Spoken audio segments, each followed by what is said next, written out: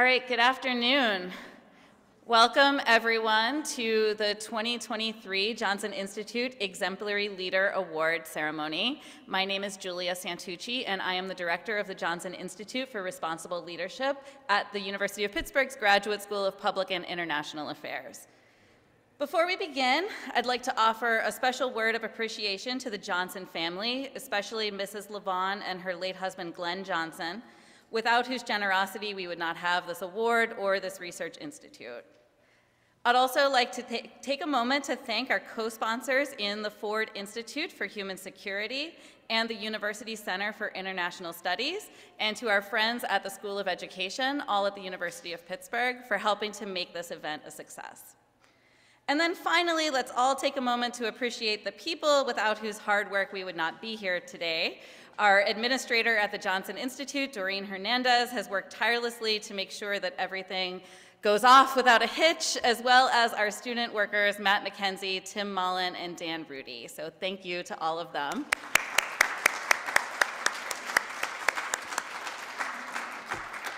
Okay, so what is an exemplary leader? This is the 13th time that the Johnson Institute has presented this award, and we created it with two objectives in mind. One, to celebrate leaders who are truly extraordinary, and two, to learn from their example. Research conducted by the Institute and by my predecessor, Dr. Kevin Kearns, suggests that leaders of character all tend to exemplify the following 6 characteristics. Self-knowledge. They reflect on their leadership skills, their strengths, their weaknesses, and are committed to lifelong learning and improvement. Systemic and external orientation. Effective leaders monitor trends and events beyond their organizations and adapt as necessary to ensure that the mission continues even as the external environment changes. Integrity. Effective leaders are committed to ethical behavior and decision-making. Stewardship. They work to ensure that the organization is stronger at the end of their tenure than it was at the beginning. Accountability. Effective leaders take personal responsibility for decisions and hold themselves and others to high standards of performance. And empathy. Effective leaders build trust by paying attention to the needs of others. They engage in active listening. All of our Exemplary Leader Award recipients embody these characteristics in everything that they do. And of course, we examined these traits when we selected this year's winner. Let me tell you a little bit about her. Around the world, 129 million girls are not in school who should be. 1 in every 5 girls globally is married before the age of 18. Kakenya Ntaiya could have been one of them. Engaged at age 5 to be married once she reached puberty, Kakenya negotiated with her father to allow her to stay in school and attend high school. Several years later, she negotiated again with her village elders to allow her to accept a scholarship to study in the United States. She received her bachelor's degree from Randolph-Macon Women's College in Virginia and went on to earn a PhD right here at Pitt from the School of Education. Her life story is really extraordinary, but what comes next is what makes Kakenya a truly exemplary leader. When she left her village to attend college in the United States, she promised to use her education to return and give back. Kakenya kept that promise, establishing a nonprofit organization called Kakenya's Dream and opening the Kakenya Center for Excellence, a boarding school for girls, in 2009. Kakenya's investments in her community have centered on empowering adolescent girls to reach their full potential. She does this by not only providing a place for them to receive an education, but also by breaking down all of the barriers that often prevent girls from staying in school. For example, recognizing that she would need the community's support for the school to thrive, Kakenya worked with the village elders to secure donated land for the school. She also engages with parents and other community leaders to break down their opposition to girls' attendance. Many girls drop out of school because it is not safe for them to travel to and from. The Kakenya Center for Excellence is a boarding school, providing a safe space for girls to learn. And these are just a couple of the many examples, some of which I'm sure Kakenya will share with us today. In terms of impact, over 725 girls and counting have attended the Kakenya Center for Excellence. 100% have avoided child marriage and female genital mutilation. 92% have gone on to attend university.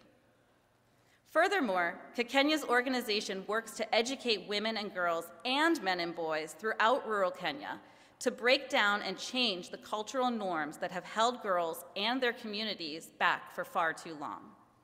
To date, they have engaged over 19,000 people in their health and leadership programs.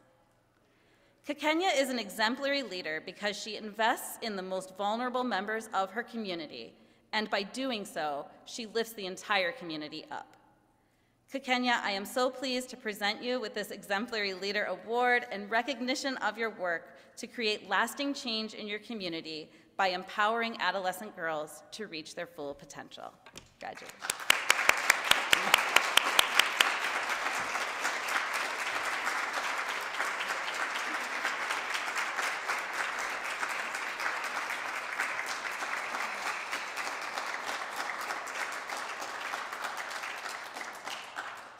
Thank you. Thank you. Whew. Sometimes when you hear yourself being described, you're like, who is that woman? Thank you so much, Julia, and the entire team at GSPIA for inviting me to be here and to give me this amazing award. It means a lot when you are recognized at home, and I'm thankful for that. I want to take this opportunity to also recognize some amazing people that have really helped me through my journey of being at Pitt many years ago and now. Dean Lesko, who actually was the reason behind my education here. Thank you for coming to being with me today. And a lot of our professors who have been here, and just the entire School of Education. That was my home for 5 years when I was here. And I'm really, really thankful for all that the university has given me. Today, I just really want to, I know that my work mostly focuses on education, but today I want to spend some time talking about healthcare and the importance and why we need to focus not just on education, but also healthcare. I want you to imagine, just imagine like healthcare disparities in communities like mine, where it is rural, there's no running water, no electricity. Some of the schools, we don't even teach about healthcare, and even healthcare services do not exist. And just to show you, we're going to talk about these places like that. It's beautiful homes. That's where I've grown up. And for Maasai's people, we always have cows. So everywhere you'll always be seeing lots of cows. We grow up knowing that everything that we are, it's around evolving cows. So that's, you'll always find them either in the market or wherever we are. In these communities, this is where you'll go.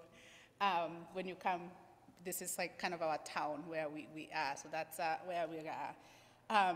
And so what I want to talk about is that in these remote areas that we are in, about 80% of female undergo female genital cutting. So women and girls have gone through female genital cutting.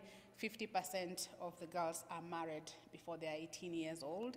And 40% of girls, the age of 15 to 19, have had at least one child. FGM is seen as a rite of passage to adulthood and often performed as a preparation for marriage. So that happens when the girl is like 12, 13 years old, and it's really like a rite of passage for you to become an adult. Once a girl go through that, she's actually drops out of school, she continues on to get married and start a family.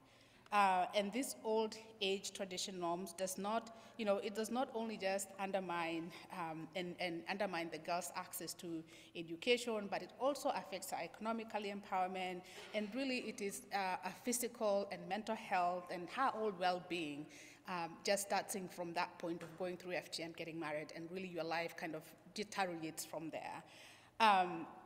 There are a lot of risk that is, there's the risk of contracting HIV/AIDS, there's the chronic pain and infectious, there's trauma, long-term, mental health that processes, because of the way the practice is done.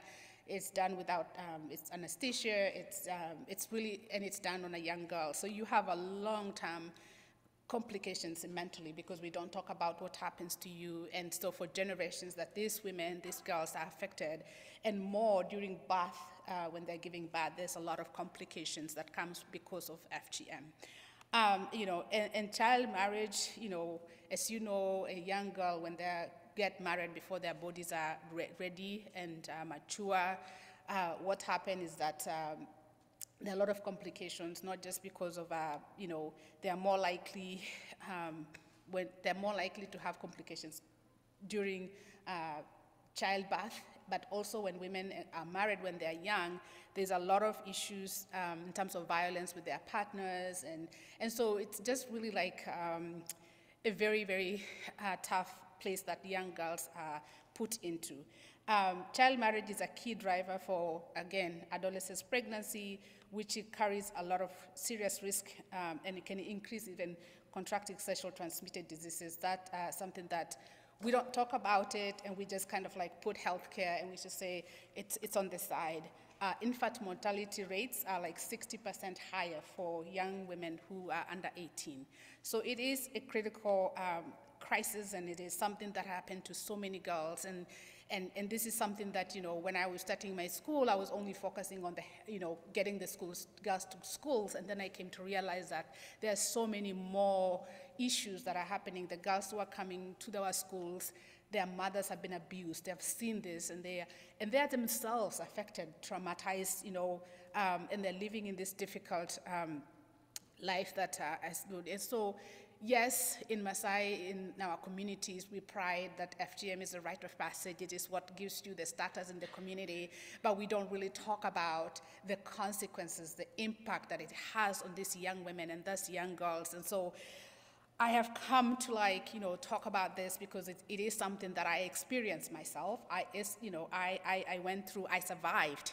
So many girls do, you know, you bleed to death, and you get complications to so many other years to come.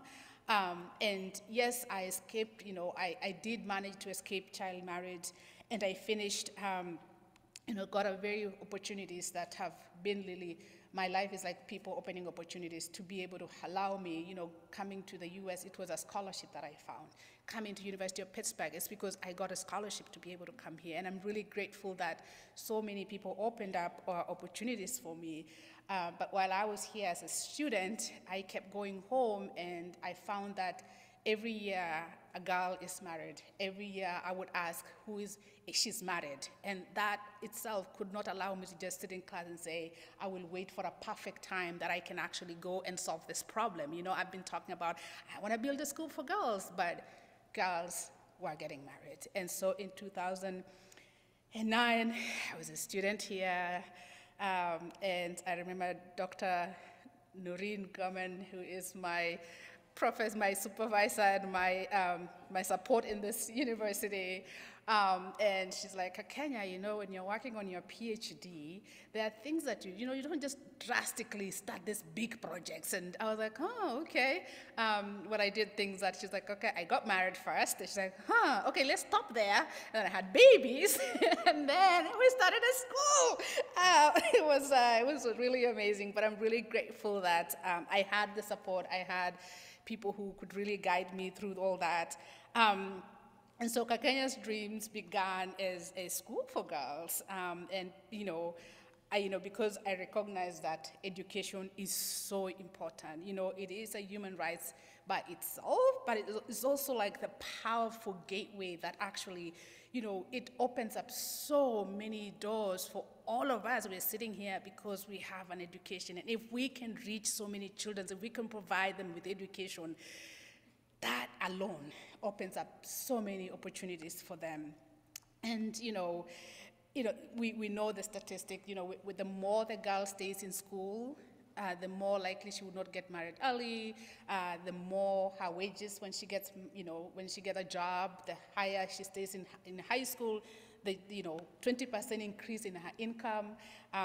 There's a lot of number of, education just piles up and piles up in terms of really helping a girl escaping that. So our entrance was, yes, through education, because it was a common ground that we could everybody agrees we are talking about education. So, but if you go into the community and you start talking about FGM, that's the first thing is you're kicked out of there. So we went with education because it's a common ground. It's where everybody understands, yes, the girls go to school.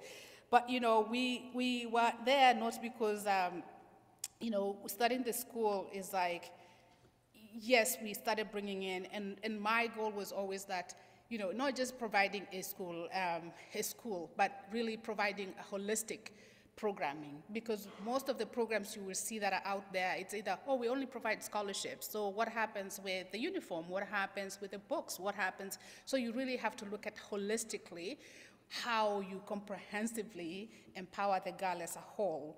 But just to keep talking about that, so what happened is that, and I've talked about that already, just to talk about where, when you talk about the health, I kept asking myself always that, you know, what happens to the girls that could not come to our school? So we have over 200 girls applying, or 300 sometimes applying. So the question is always like, what happens to them? And that's why I want to talk about the leadership program that we started. So, you know, health and leadership is like, you know, yes, we talked about there's no healthcare resources in the schools, but more important, you know, there are no hospitals where girls can go and have non-judgmental healthcare services. And, you know, the most important, you know, we need to talk about bodies and growing up and like the age. And so for us, we needed to talk about what FGM is, what child marriage is, and how that impacts actually the children. Because if we don't talk about them, that just means it continues on and continues on as I think that, you know, it's a taboo to talk about child marriage. It's a taboo to talk about sexual violence. It's a taboo to talk about this. But we wanted to tackle these issues because we know that if we do not break the silence, it's going to continue for generations to come. So we put together a commitment to really tackle this issue, not just with empowering girls, but also to empower the boys and also to empower the fathers. Because at the end of the day, when you empower a girl and her father is not empowered, you're just going back, she's gonna go back to that cycle of like, you know, put down and all. So we work with boys, we work with girls, and really we train on health. Health is really comprehensive from coming of age, and the more we listened, especially for the girls in our schools, we realized that, okay, we could provide the sanitary pads, but when we went to other schools, there were no sanitary pads. And a girl would miss school up to 4 days each month because she does not have sanitary pads. So we know that we needed to start providing sanitary pads, but also working with the teachers and the people in the community to be able to ensure that there's a safe space for a girl to be able to come, and if she doesn't have sanitary, there's someone who can provide them for that. You know, we really looked at, you know, not just that, but also educating boys about the impact and what are the consequences of FGM, because at the end of the day, these boys and these girls, they exist in these communities. And we told the girl, you know, FGM is bad, and the boy still has the old mindset that a girl has to go through FGM for me to marry them. So you kind of like have to work with both sides, and then working with the elders to really tackle the issue of FGM. You know, we have worked, the way we do the trainings, it's like more after school clubs. We are, you know, we've been in 132 schools. You know, this year alone, we're doing like 30 schools. And we are doing that as an after school trainings. And we are using young adults that are just, you know, finishing high school, and they can actually deliver this content in a very, very easy way. And we talk about the leadership. The leadership is really knowing about your rights. Because most of these laws, like child marriage is against the law in Kenya, you know, FGM is against the law in Kenya, but still it's happening, it's underground. And so you need to educate both boys and girls to really start tackling these issues from their point of view. And so we work with them and really try to do our best to provide this real empowerment that happens within the school. So I love self-defense. It's something that we came through this because so many girls are violated on their way to school. You know, they're walking 4 miles, 3 miles, but not even beyond that, they're walking to the river collecting water. We've had so many girls that have been, you know, taken by force to be married. If you refuse to get married, you are taken by force. And we, there's so many that we have rescued. And it was like, okay, how many more can you rescue? But how can we empower them to be able to defend themselves? However tough it is, this is the conversations we are having with 13-year-olds, 14-year-olds, to be able to protect themselves. And there's so much power when you see these young women feeling like, I can take it on. And really, as we work with the community, as we put people, equipping them with knowledge and power as they grow, we wanted really to, tackle this violence that happens in the homes and the so. This is one of our favorite things. You hear the girls saying, no! Yes, so, and then COVID-19 happens. And there was lockdown. The Kenyan government locked down, the schools were closed for 9 months. And there was a surge of teen pregnancy in the entire country. This is because girls were in isolations, of course, and there were no protection home, because for us, we closed the school for 9 months, and trying to reach and finding these girls where they are was the hardest thing that you could find. But we tried our best. We tried to protect our students. Yes, we provided them with, food and books and whatever we could, but beyond our country, beyond our villages, some of the girls were going through, they were resorting to sex because for survival. At the end of the day, there's no food. At the end of the day, there's no sanitary pads. There's no lotion. There's nothing. The home, they need food, and so some of these things are happening in that. But within that, we realized that there was a bigger problem, and we couldn't really handle it ourselves. So we launched a program.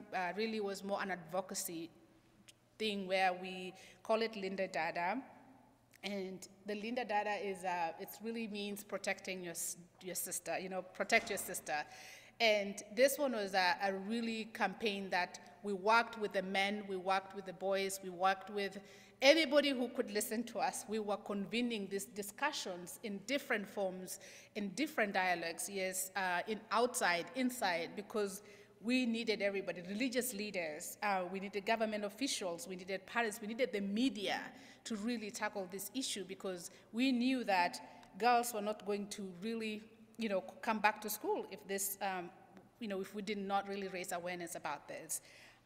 We were very, very encouraged, because yes, after the girls, when school opens, the girls who came back, some were pregnant, so we had to work with the parents to make sure that they take care of the kid, and also we could take care of helping her adjust to the school. So we had to do a lot of work within the school too, because we had girls who were not pregnant, girls who had babies, and we have to work with the teachers to be able to provide education within a context of that kind of complications that were happening within our thing. So, there's been places that COVID clearly made things worse, not just for our girls, but for girls throughout the world.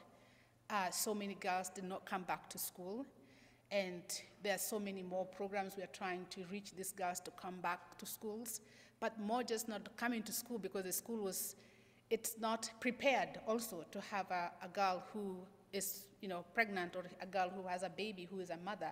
And it's really kind of places where we are challenging ourselves, figuring out how do we solve this problem, because we can't just let a whole generations of girls get impacted by this.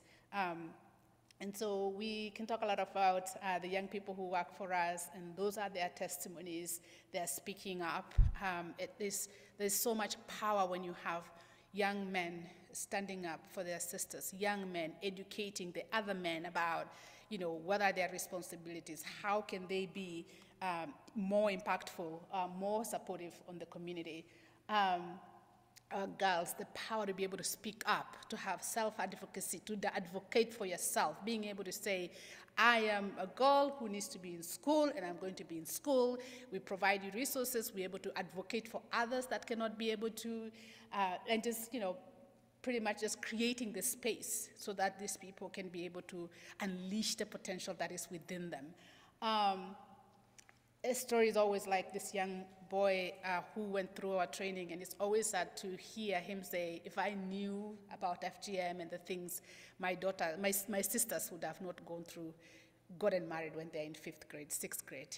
Can you imagine that? A girl in 6th grade getting married. And so he was like, I will make sure that no other girls in her generations will go that. And just like listening to that power of that. That's just like impact. We've talked about touching about 19,000 boys and girls on our health and leadership training, 132 local schools, and continue to increase empowering young people to be able to really figure out how to really truly create healthcare solutions in our community.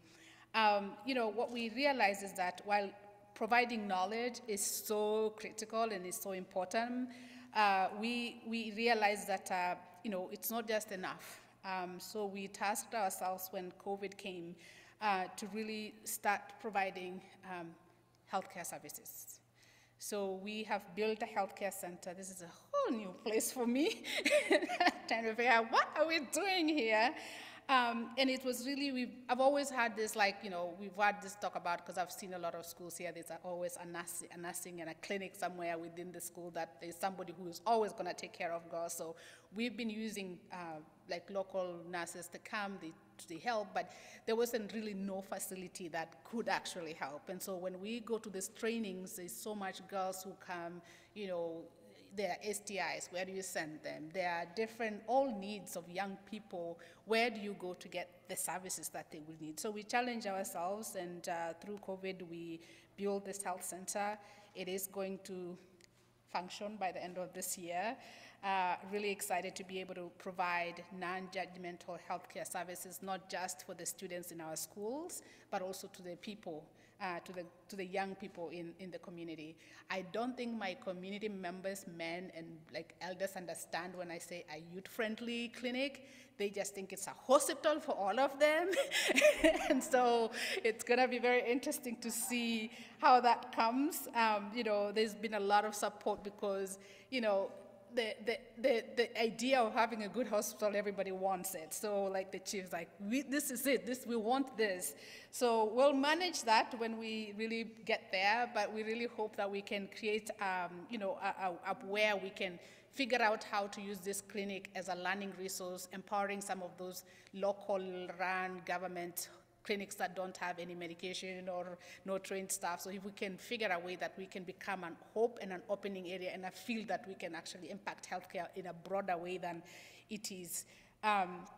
It is not easy to tackle all these issues that we are dealing. It is not easy to have very difficult conversations. But what really gives me hope is to see the young women, the young girls that have gone through our programs. Some of them are graduating from university currently. Some of them have already come to teach in the school that we started. Some of them are studying to be doctors, and they're going to come and be doctors in that hospital. Seeing them being the first generations of girls who are going to be free from female genital cutting, that their daughters are going to be free, and we will end this old age norms that have existed for generations, and it really takes a generation to really work on this. I have been here and I've been working on this. There's so much disparities in all areas that you can, but it's not going to happen overnight. Development is something that we want to see instant gratification. It's not happening like that. It takes time.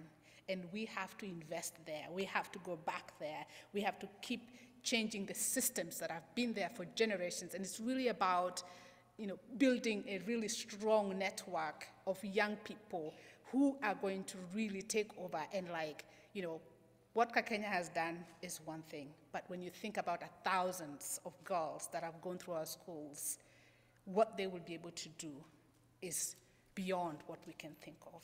And so I'm really thankful to be here today. I'm thankful to share about the work that we are doing. Thank you for honoring me with an Exemplary Leadership Award. I am just doing what my heart loves to do, and I'm really grateful that I get to be honored. I hope that my story has been able to give you, for you, the young students, the students that are here, I did not describe how my leadership journey has gone, but we can talk a little bit about that during the question and answer. But it's really about forgetting yourself. And it's about what problem in this world can you change? And we have the power to do that. If you can think of I did it, so you can you. Thank you so much. Thank you so much.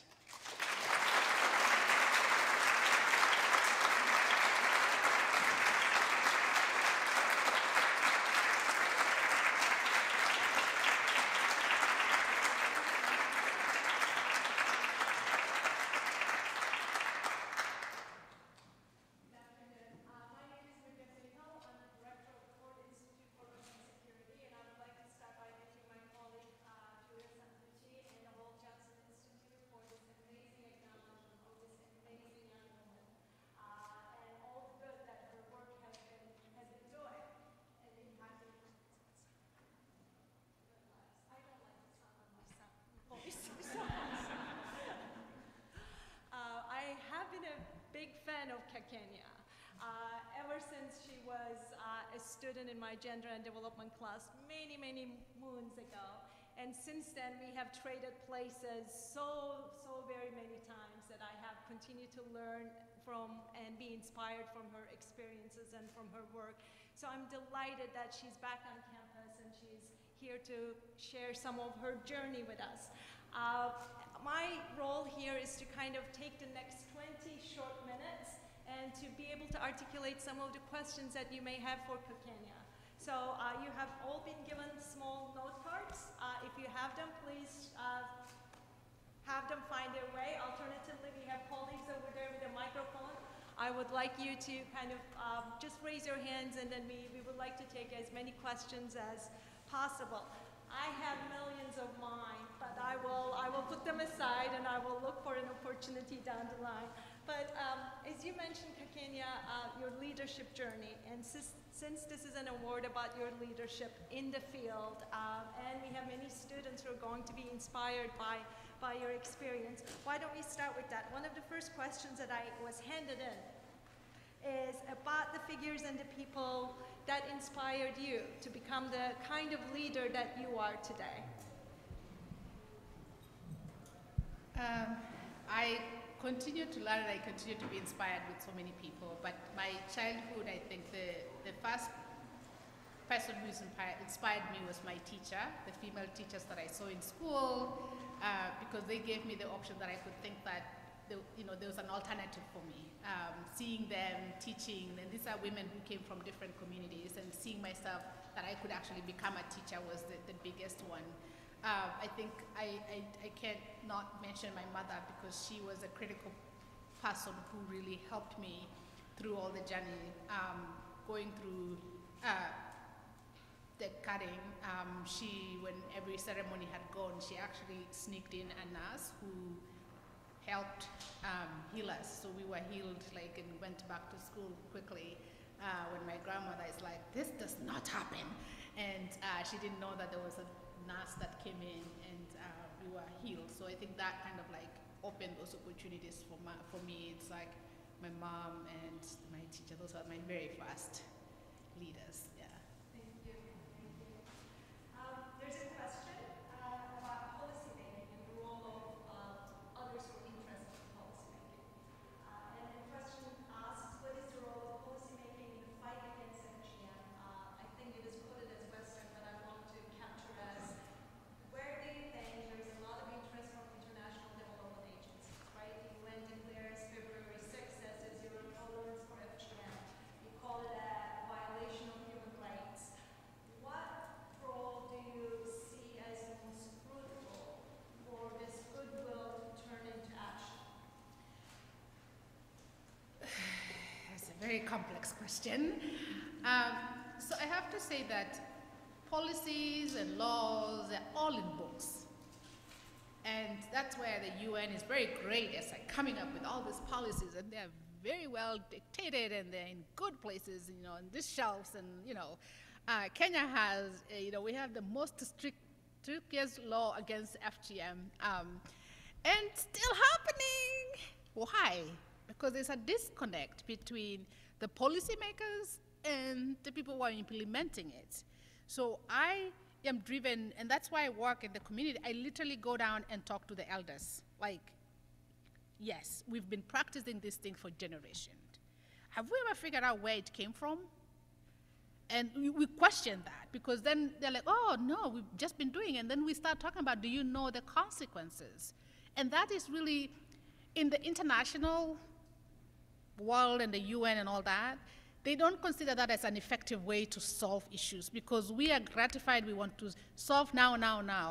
It doesn't work like that. It takes time. We do need the laws, but that doesn't end there. And FGM, you don't go screaming on the street, stop FGM. It's not gonna work. Like, it's not gonna work. We will come and join you in that thing, and then we go evening, we perform.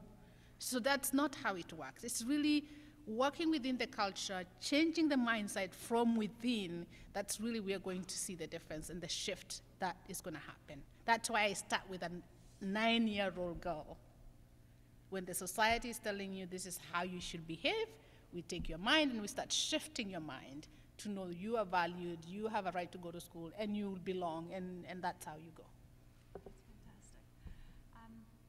I said that I wasn't going to put my questions in, but I think I'm going to. For a split second, knowing your work and knowing your history, your journey starts with negotiating at the age of 5. And this is not something that we can necessarily teach in the classrooms, but what inspired you, and what gave you the light to see that you could actually start negotiating first with your father, then with the village elders, and then find your way throughout the system, even if that meant that you had to go through FGM, but you could see beyond that and you came out of it? I think it was personal experience. My father was very abusive to my mother, and being the firstborn, I lived with my mother, and I helped my mother raise my siblings. And when my dad would beat her, sometimes I'm the one rescuing my mom. And there was that bitterness in me that I didn't want to get married, because I saw that I was also going to be going through that. And so part of it is like, if I don't ask, at the end of the day anyway, I was gonna lose. So why not speak up? And it's like, I was already in the bottom. And so, but what happened is, like, when you switch and then something actually happens, and you're like, oh, now I can actually play with the system. And I think it's like that, those are the moments for me, that those things that the more, you know, when I twisted I literally, but I always thought my dad would never think that I was gonna go back to school, because when you get cut, it's gonna take months to heal naturally. But then my mom sneaks in and finds, and I go to school. And it was like these random things that happen along the way that opens opportunities for me. And now when I see what I do, I all negotiate. Like, I don't see a difficult thing. I just say, let's sit and have tea. And then after that, we can solve the problems. Thank you. Yeah. Thank you. One question asks, it's in the interest that you mentioned that FGM is it's interesting that you mentioned that FGM is illegal in Kenya, and yet there is a status associated with it. Could you talk a little bit about that, and how it may factor into your work with navigating changes and challenges through Kakenya's dream? Yeah. So not all communities in Kenya practice, but the majority, I think, practice. Not all of them. There are very few who don't practice FGM. So the status comes because it's like it is the rite of passage. It's what's going to make you a woman, acceptable, marriageable, all those things. But what we've been able to do, because we are working with the boys, we are working with the men, and we're working with, so it's different pieces that you have to work. I think the many approaches that used to come from the outside, it was like, it's against the law, let's put you in jail. We're gonna lock you in, you can't do these things. But it's like, that's not really where you go. You go into the negotiating. Let's understand why it's bad. I mean, no one wants to see their child die because of childbirth. it's a reality. So it's like, really, let's talk, let's bring the examples. They have they've seen. And then now when you educate the girls, they start knowing that they can advocate for them. So then you educate the boys, and then you see that changing. So it's a slow process, but I see that there's that negotiation between, yes, it's against the law, but it's really what the work we're doing on the ground, advocating within those village level, that's going to make a bigger impact and difference. We have two questions that will follow up nicely, I hope, from this segue. The first one asks, how much help and cooperation did you get from elderly and village leaders when you first started? Oh, this is now leadership 101. I like the story of the sunrise, so maybe you could point to that. Yes, I think there are many ways. So one is that when you come to the bottom of like the patriarchal society, what matters is power. Where does power lies? And power always lies, there's some structure of power within each community system. So, and really it's important to understand how that structure works, because you can't dismantle that. You kind of have to work with that systems to figure out how to achieve what you want. In our community, the chief holds like the ultimate power. Like, I can't call onto the meetings without the chief. Like, you have to go through the chief to call the meetings. So it's like, how do I play to tell the chief that this is what I want, and being able to sell my idea so that by the time it's out, it's their idea. So it's a very slow process, but it's that negotiating the power and giving up, and what do you get, and that trading off. And I think that's how I've been able to, sometimes I would go sit down on the ground when men are sitting, but sometimes I can sit where the men is and I bring women with me. So it's like, you have to weigh the situation and you have to like play. There's not really a book that can teach you that. It's just understanding. It's very important to understand the structure, that where you are and what systems you are working with, because then you're able to move. It's a chess game. So I think this is going to be a self-deprecating question after that comment. There is one of us among the room who wants to know, how has GSPIA helped you achieve your dream? Oh. And what do you think are some of the helpful resources for current students in the room who may have dreams like yours? Oh, it definitely took a lot of classes at GSPIA. That was my outlet from the field of education. That's where I went to do my international stuff. So I definitely got a lot from there. And generally, the University of Pittsburgh was, I love being at the School of Education. I don't know if all the schools are like that, but it was like a home where we all worked together, we all supported each other. I mean, I was building the school literally as a student in the university, and being able to share and being able to, so I think the school system itself has a very big place of me, and I love being an alum of Pitt and meeting them everywhere. So it's like, there's a bigger credential that comes, and what's the word? It's like you get a lot of status by being associated with the school and beyond GSPIA. I think for people who, I always want to challenge young people not to wait too long to achieve what you think it's your dream. You need to start you build things little by little and head yourself into that direction. I think my ideal world was to finish my education and go find some experience, and I can then build a school. But then it really flipped, that I started, because there was no way that in the village where I was, in the village that we worked, for me to like finish all those things to come. So many girls would be married, and we wouldn't have the girls that we have now. I don't think I would have ever even started, because the more you wait, you start analyzing, you start saying, oh, maybe I need this amount of money to get. We started with no money. Sometimes, we started with like, for those who do international relations and NGO work, we didn't have a strategic plan. If they tell you have to do a strategic plan, oh gosh, what are the risks? Trust me, if I did all those things, I don't know if I will have a school. But Added those classes instead. You have those classes. You have those classes, yeah. So it's really, get out there and learn, and don't be afraid. Just do it and ask for help. ask for help. You'd be surprised how many people are out there who are willing to help you to jumpstart whatever direction you want to go.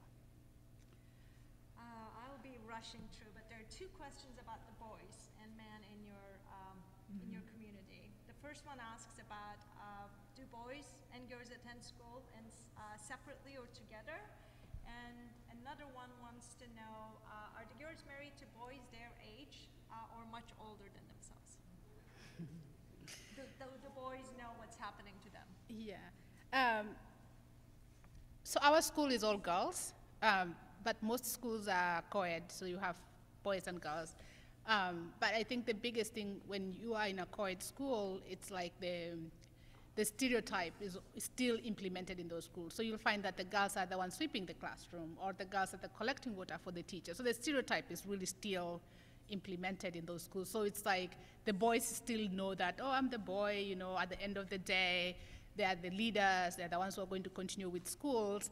And hence, that's why we started the training that we do in the schools, so that we can start, you know, getting rid of that mindset and really changing those mindset and saying we are all equal. You know, if I'm collecting water, you should be cooking. And that's why we work with the mothers to allow the boy to actually go cook, because the mother is like, oh, get out of the kitchen. So it's like a whole mindset because the mother knows the role of the boy as like, you sit there, you don't come into my kitchen. And the girl is the one who's being, you know, sent around.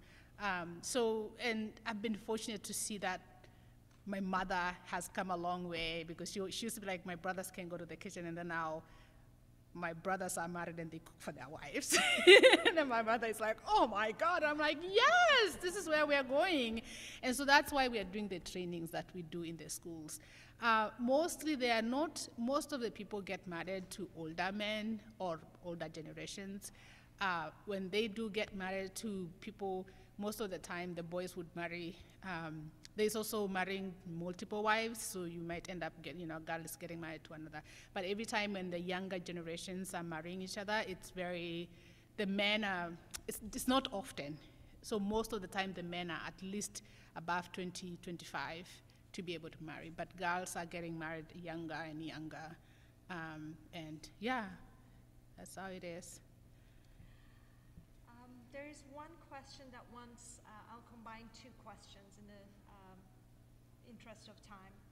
Asking the challenges that you have faced and overcome starting this program in Kenya, to the point of for someone in the audience who wants to start helping communities in Nigeria, providing basic health care.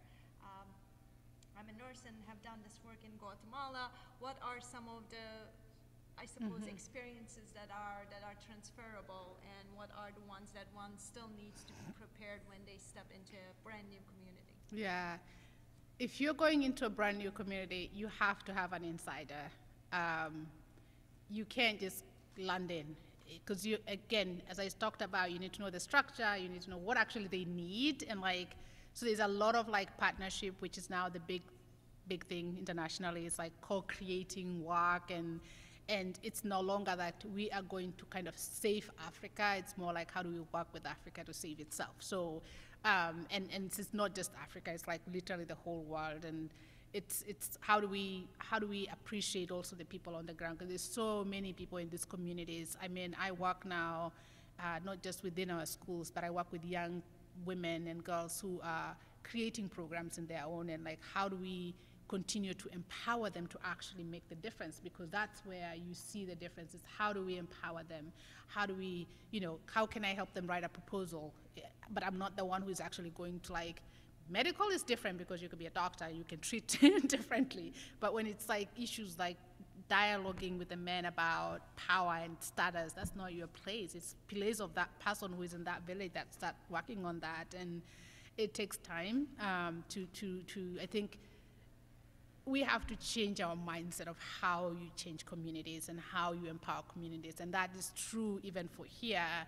If you found somebody who is in a certain community, if I could help them become powerful, that's what I would do. That's how you make more impact than me actually going and doing something there. So that's kind of the mindset that we have to have. Fantastic. And this is really hard to put a hard stop here.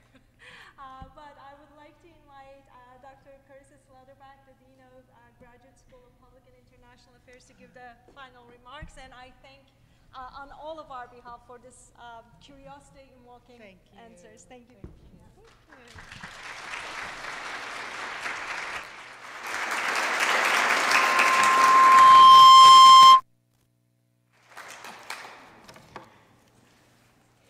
Good afternoon.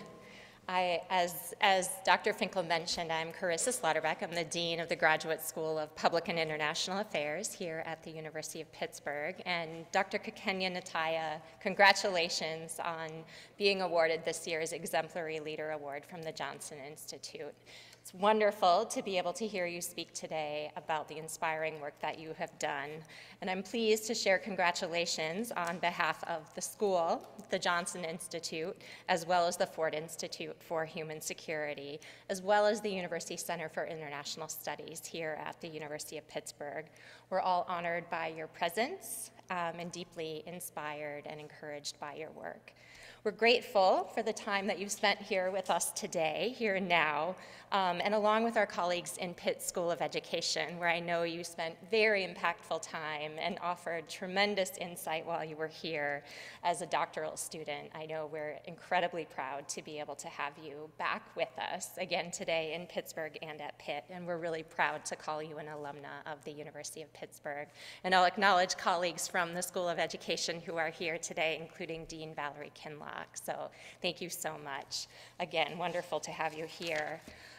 You really, through your work, through comments that you shared today, I know, which just are pieces of the huge amount of work and impact that you've had, you've really demonstrated the extraordinary impacts that an individual can have.